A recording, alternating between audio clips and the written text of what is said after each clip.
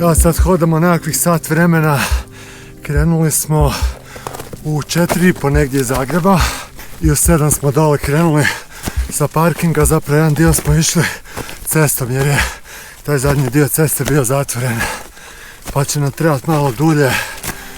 Po slovenskoj markaciji bi to bilo nekakvih 5 sati.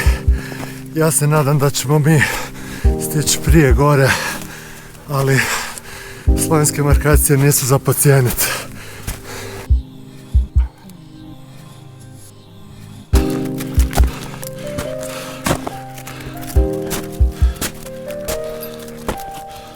A ovo je fizički najteži dio dok se prođe ovaj sipar, onda gore kad se izađe na prevoj je već lakše i malo pogled bolji, pa onda nekako čovjek dobije više volje.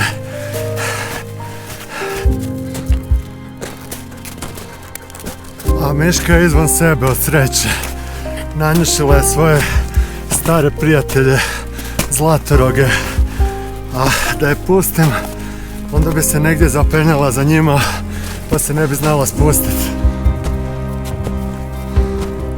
Evo sad gore kroz oblak vidimo vrh malo. Ovo će biti super.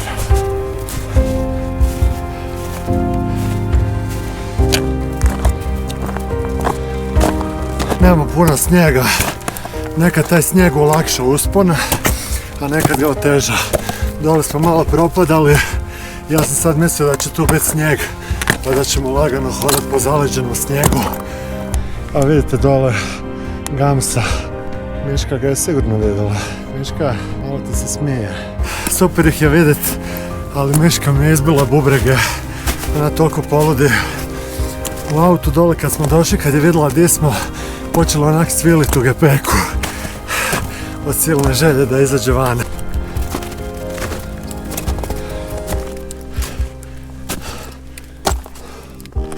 I Kamniške Alpe su dosta strme i tehnički jako zahtjevne.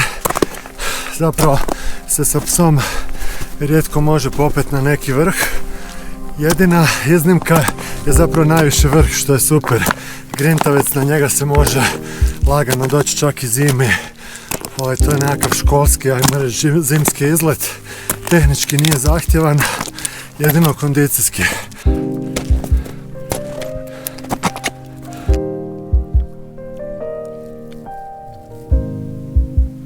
Miška odmara oči.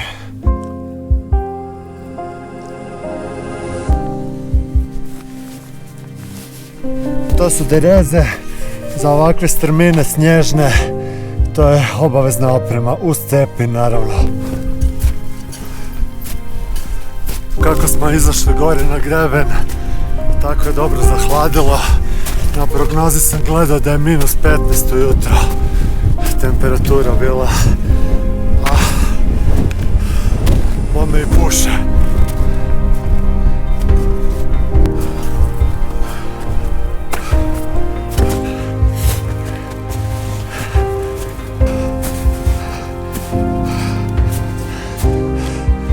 Pogledajte, tu to provalio dole.